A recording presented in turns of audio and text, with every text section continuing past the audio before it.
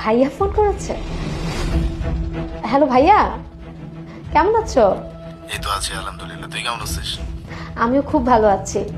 আচ্ছা শোন না, আমরা এই যে একটু মার্কেটে বের হয়েছিলাম, তোদের বাড়ির আশেপাশে আছি, একটু পরে তোদের বাড়িতে আসতেছি। আমার বাসায় আসবে? হ্যাঁ, কেন কোনো সমস্যা? না না, কোনো সমস্যা না। আর এটা তো তোমারও বাসা, তোমরা এসো। আচ্ছা ঠিক আছে, তাহলে আমাদের আর কিছু কেনাকাটা বাকি আছে, এগুলো শেষ করে আধা ঘন্টার মধ্যে আমরা চলে আসতেছি। ঠিক আছে ভাইয়া।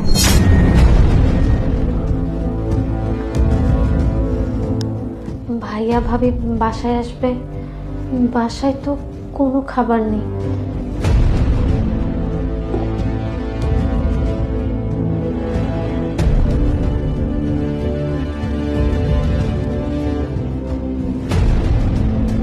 চালও শেষ, ডালও শেষ।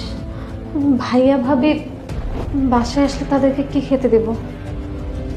আচ্ছা, ফ্রিজে একটু দেখি যে ফ্রিজে কোনো খাবার আছে কিনা।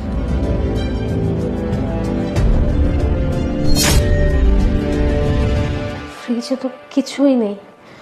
ভাইয়া ভাবি আসলে তাদেরকে কি খেতে দেব?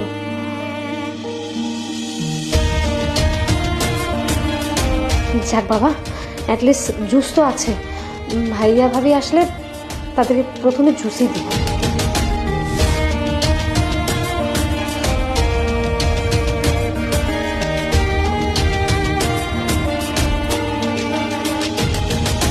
জুস তো দুজনের জন্য হয়ে গেছে। ভাইয়া যদি আমাকে জিজ্ঞাসা করে তাহলে আমি বলবো যে তোমরা আসার আগেই আমি খেয়ে ফেলেছি। ওই তো ভাইয়া চলে এসেছে।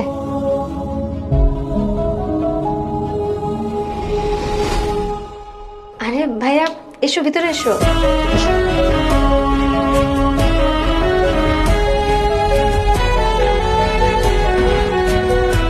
ভাইয়া তো বলেছিল যে ভাইয়া আর ভাবি শুধু আসবে, এখন তো দেখছি যে ভাবির ভাইও আসছে, কিন্তু জুস তো শুধু দুজনের জন্যই বেঁচেছিল। এখন তার ভাইকে কি খেতে দেব?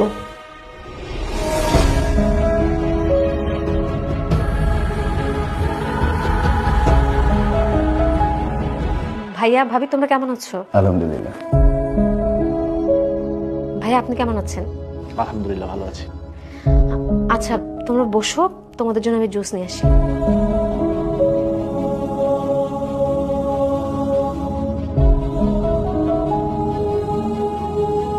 কি করবো এখন, মাথায় তো কিচ্ছু আসছে না।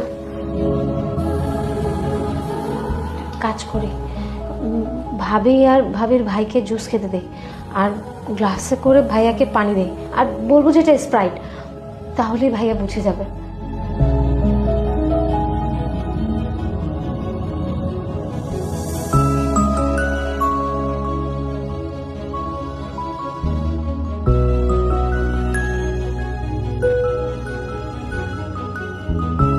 চলে আসছি।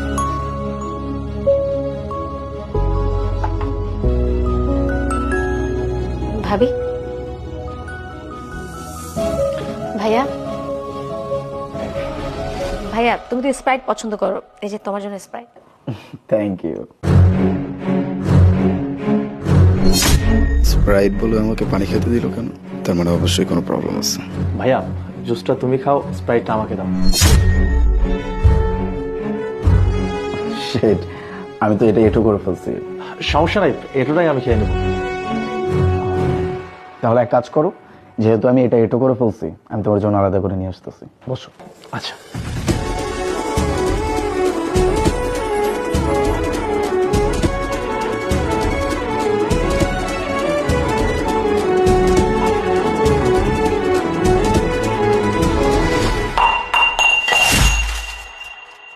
আরে কি হলো? না না তেমন কিছু না।